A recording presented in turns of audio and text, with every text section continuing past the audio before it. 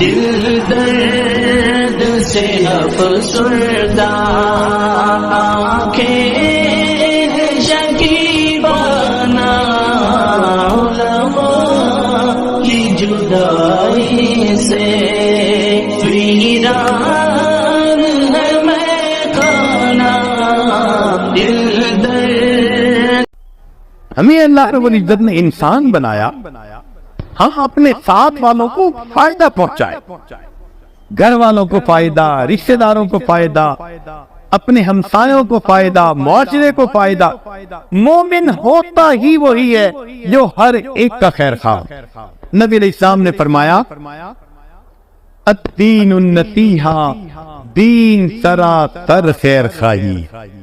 سبحان اللہ، کیا خوبصورت تعلیم دی ہمارے آقا حضرت محمد مصطفیٰ احمد مجتبی صلی اللہ علیہ وسلم۔ ہمارے اکابر کے اخلاق اچھے ہونے کی بنیادی وجہ پتہ کیا تھی؟ ان کی سوچ بہت بلند ہوتی تھی، بہت بلند سوچ ہوتی تھی۔ بلند سوچ ہونے کی وجہ سے ان کے مقام بلند ہو گئے تھے۔ آپ غور کریں کہ ایک پتنگا ہے، اس کو پروانہ کہتے ہیں، اسی سے ملتا جلتا ایک اور ہے جس کو مکھی کہتے ہیں، اس کے بھی دو پر، اس کے بھی دو پر، اس کو پروانہ نہیں کہتے، حالانکہ یہ اس سے ملتا جلتا ہے، سائز بھی ایک جیسا، مگر اس کو پروانہ کہیں گے اور اس کو مکھی کہیں گے۔ اس کی وجہ یہ ہے کہ اس مکھی کی سوچ گندی، یہ نجاست پہ بیٹھتی ہے، گند ڈھونڈتی ہے، اس کی گندی سوچ کی وجہ سے اس کو مکھی کہتے ہیں۔ اور پروانہ کس کو کہتے ہیں؟ جو روشنی کے اوپر، نور کے اوپر اپنے آپ کو فدا کرتا ہے۔ کہنے کو ہم بھی مسلمان، کہنے کو ہمارے اکابر بھی مسلمان، اگر دنیا کی محبت دل میں بھر کے جیتے پھر رہے ہیں تو اللہ کی نظر میں ہماری مثال گندی مکھی کی ہے، اور ان کی مثال اللہ کی نظر میں پروانے کی مانند۔ آج ہمیں سوچنا ہے کہ ہم نے جو نام کے مسلمان ہیں، کام کا مسلمان بننے کی ضرورت ہے۔ تو ہمارے اکابر کو دیکھیے اللہ رب العزت نے کیا سوچ لکھی۔ ایک دو واقعات سن کے یہ عاجز اپنی بات کو مکمل کر دے گا، ذرا توجہ کے ساتھ سنیے گا۔ دہلی کی جامع مسجد، ایک انگریز دہلی کی جامع مسجد دیکھنے کے لیے آیا۔ وہ آرکیٹیکٹ تھا اور اس کو پتا تھا کہ جامع مسجد کے اندر بڑی اچھی کیلی گرافی کی گئی ہے، تو چونکہ اس کے فن کا کام تھا وہ دیکھنے کے لیے آیا۔ اب دہلی کی جامع مسجد میں کئی سیڑھیاں چڑھ کے جاتے ہیں، اور سیڑھیوں پہ آپ نے دیکھا کہ کئی مرتبہ فقراء بیٹھے ہوتے ہیں، سائل بیٹھے ہوتے ہیں۔ تو ایک معذور فقیر تھا، وہ بیٹھا ہوا تھا۔ جب یہ قریب سے گزرا تو اس نے مانگا، اس نے اپنا ویلٹ نکالا اور ویلٹ نکال کر اس میں سے اس فقیر کو کچھ دے دیا، اور اپنا ویلٹ پھر اپنی جیب میں ڈال لیا۔ اپنی طرف سے تو اس نے جیب میں ڈالا، لیکن حقیقت میں اس کا ویلٹ گر گیا۔ اب یہ چلا گیا مسجد میں، وہاں جا کے اس نے کیلیگرافی دیکھی، بڑی پسند آئی، اس نے فوٹوگرافی کی۔ اس کی بیوی بھی اسی شعبے سے تعلق رکھتی تھی۔ وہ گھر گیا اور گھر جا کر اس نے اپنی بیوی کو بتایا کہ بھئی کتنا اچھا کام کیا ہوا ہے، ہسٹوریکل کام ہے۔ اس کی بیوی کہنے لگی کہ اچھا آئندہ ویکینڈ آئے گا تو میں بھی آپ کے ساتھ جاؤں گی، تو مجھے بھی آپ وہ مسجد کا کام دکھائیں۔ اس نے کہا ٹھیک۔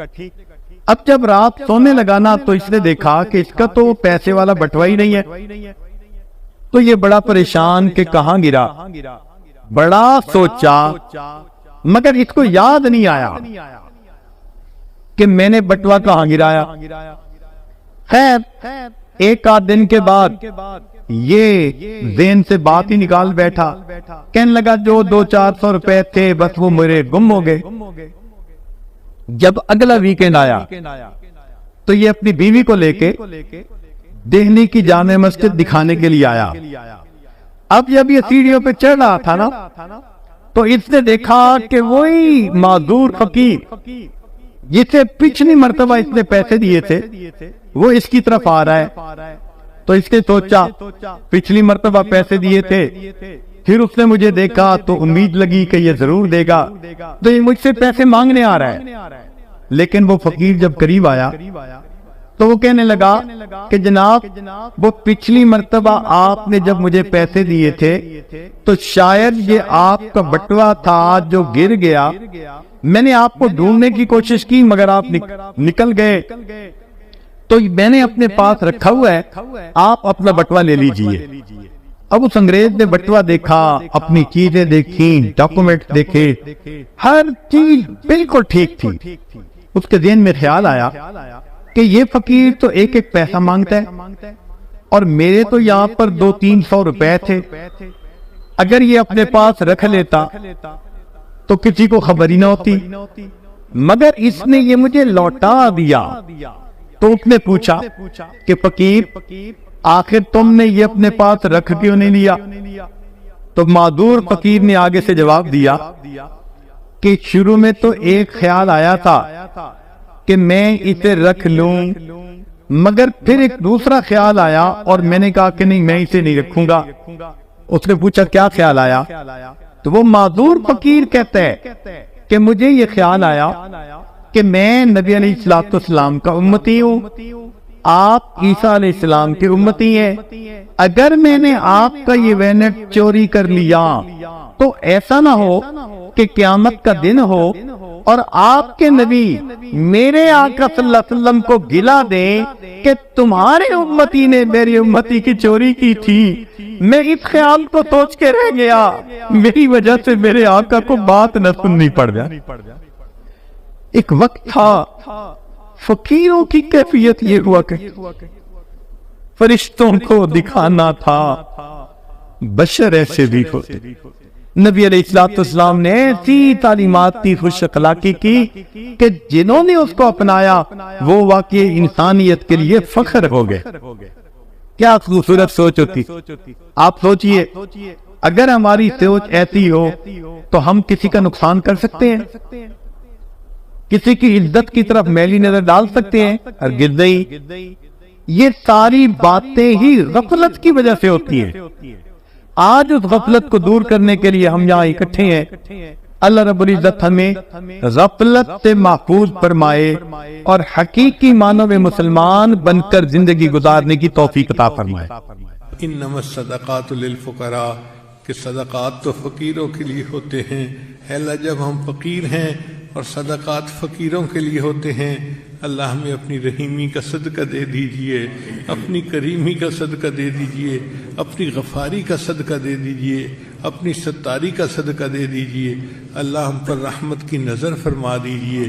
اے اللہ ہم اپنے عملوں کے ذریعے سے تو جنت کے قابل نہیں بن سکتے، آپ اپنے فضل سے ہمارے لیے جنت کا فیصلہ فرما دیجئے، ہم پر رحمت کی نظر کر دیجئے.